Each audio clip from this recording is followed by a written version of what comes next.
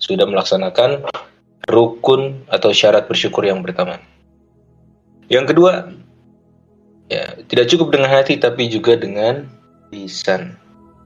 Nah, kalau lisan bagaimana? Izharus syukri lillahi ta'ala bitahmidat.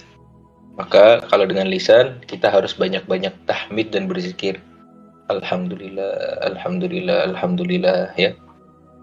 Alhamdulillah, meskipun habis jatuh dari motor, gubrak. Alhamdulillah, untung sayanya nggak kenapa-napa, motornya doang yang rusak. Atau gubrak, alhamdulillah, untung motornya nggak rusak, sayanya doang yang kena. Misalnya dua-duanya gubrak, dua-duanya sakit atau dua-duanya rusak, alhamdulillah masih bisa sadar kepala. Begitulah, selalu alhamdulillah. Wa amma bil jawarih, adapun nah itu tadi syukur dengan lisan. Sekarang syukur dengan anggota badan. Bagaimana caranya? Isti'malu ni'amillahi ta'ala fi ta'atih. Cara bersyukur dengan anggota badan tidak ada lain cara yang lain kecuali adalah dengan menggunakan anggota badan kita untuk ibadah dan mengerjakan perintah Allah.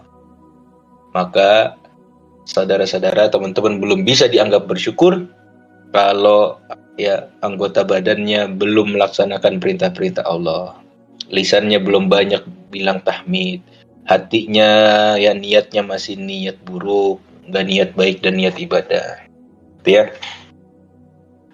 Itu tadi makna bersyukur. Jadi syukur tidak hanya sekedar lisan, tapi hati, lisan dan perbuatan. Kemudian kira-kira di sini ada pembahasan menarik ya. Imam Ghazali menjelaskan, ma yashtariku fihi sabr wa syukr. Apa sih yang menyatukan antara syukur dan sabar? Kita kan biasa taunya kalau sabar itu atas musibah, syukur atas nikmat. Sabar dan syukur tidak mungkin terjadi dan dilakukan bersamaan, begitu ya? Tidak mungkin jadi orang bersyukur sekaligus bersabar dalam satu waktu dan satu detik, betul ya? Karena sabar atas musibah, syukur atas nikmat. Tapi ketahui teman-teman, catat teman-teman, sabar dan syukur kata Imam Ghazali selalu berdampingan.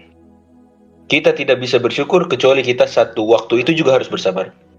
Nah, kok bisa? Tidaklah kita bersabar kecuali dalam waktu itu kita juga harus bersyukur. Nah, kok bisa? Sabar kan atas musibah, syukur atas kenikmatan. Tidak, kata Imam Ghazali. Karena, ya, kata Imam Ghazali, ma min ni'matin min ni'amid dunyawiyah illa wa yajuzu an takuna bala'an.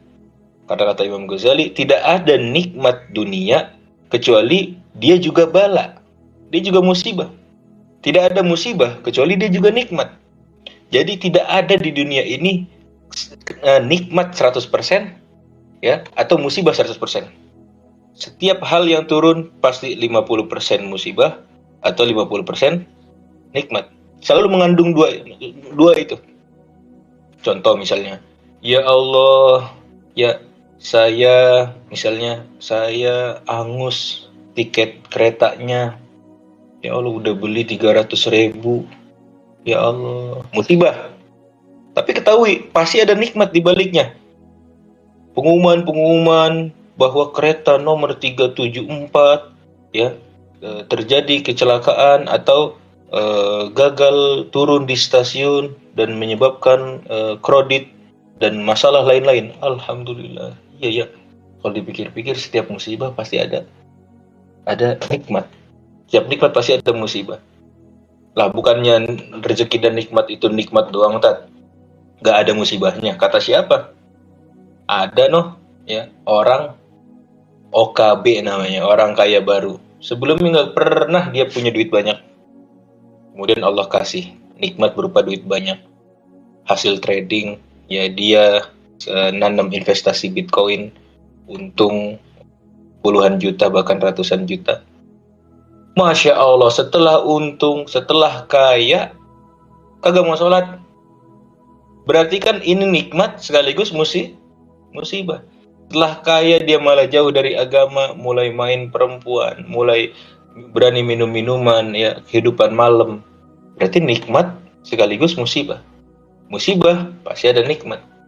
Alhamdulillah kemarin saya ya patah hati. Saya kena musibah patah hati misalnya. Tapi setelah patah hati saya jadi makin memperbaiki diri. Saya makin upgrade diri. Bener ya, ternyata setiap musibah masih ada nikmatnya.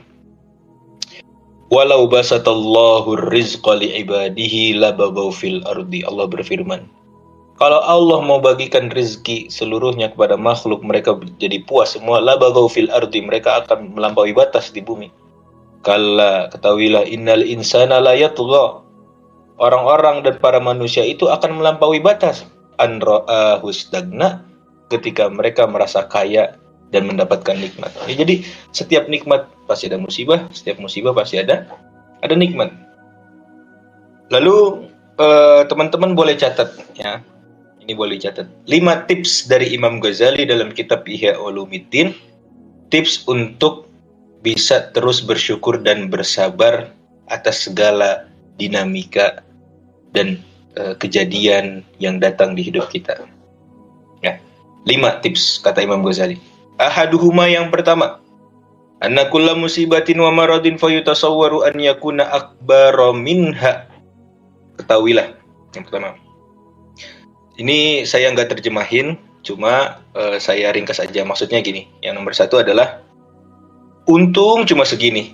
Tuh, tanam mindset itu.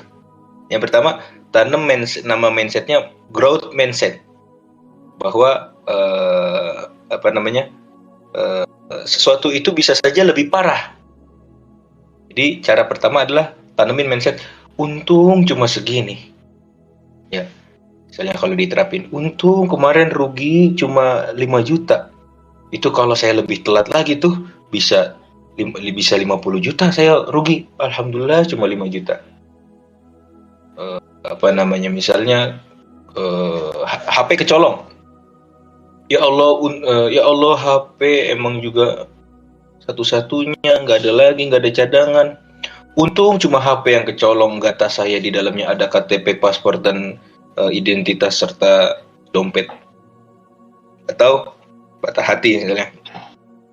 Untung belum lama sama dia, gitu kan.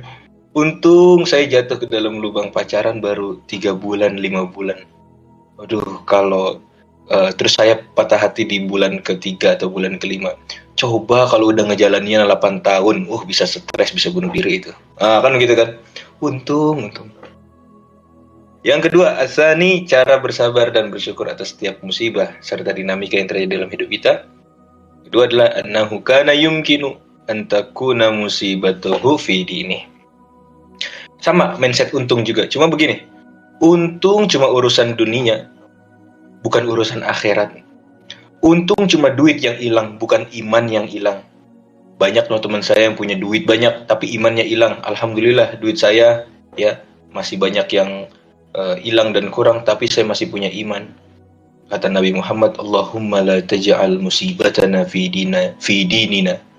Kata Nabi Muhammad, Allahumma la taj'al musibatana fi dinina.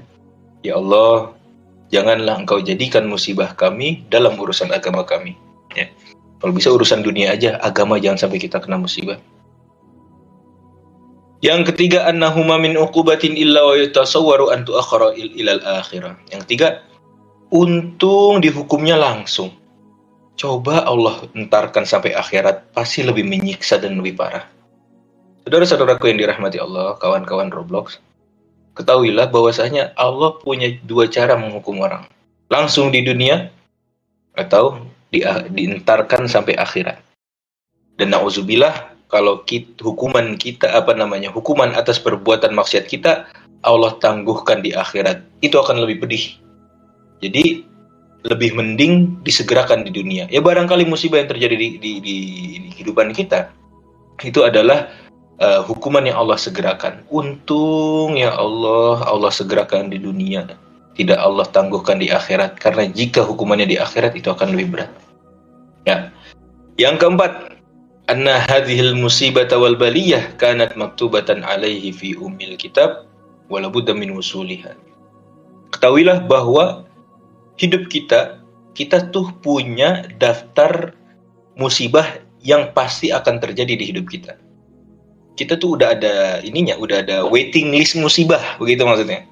Dan ketahuilah, ketika musibah datang ke kita, ketika rasa sakit datang ke kita, ketika rasa luka, rasa kecewa datang ke kita, ketahuilah bahwasanya berarti sudah waiting list musibah yang termaktub atau tertulis dalam takdir kita sudah kecoret satu. Berarti apa? Alhamdulillah kecoret satu. Ya, coba kagak terjadi, pasti saya akan curiga. Ya, coba ada tuh teman saya hidupnya nggak pernah kena musibah, ternyata di ujung hayatnya baru berentetan tuh, duk musibah seperti rantai. Alhamdulillah dicicil sama Allah, sekarang tuh kena kemarin. Alhamdulillah terluka sekarang, nggak terlukanya nanti. Alhamdulillah terlukanya di masa muda, bukan terlukanya di masa tua, karena itu akan lebih menyakitkan. Alhamdulillah terlukanya di umur segini. Coba kalau di fase yang lebih jauh, wah pasti saya akan lebih sakit lagi. Begitu maksudnya. Ya, jadi yakinilah bahwa setiap musibah yang datang kita berarti sudah satu yang tercoret waiting listnya. Dan yang kelima, yang terakhir, anna sawabaha aktsara minha. Tahuilah teman-teman, beratnya musibah, besarnya musibah yang menimpa teman-teman, ketahuilah pahala yang diberikan kepada teman-teman itu lebih besar dari musibah itu sendiri. Maka kalau lagi ibarat main ML, kalau kita kena musibah gede, berarti kita lagi dapat XP gede, begitu maksudnya. Ya, kita bakal naik terus tuh. Ya, semakin kita kuat menghadapinya, semakin kita sering lolos atau berhasil menjalankan misi dan karir. Ya, misi itu kan penuh musibah ya. Ketika kita berhasil menyelesaikan satu task, satu tugas, maka kan akan nambah XP-nya.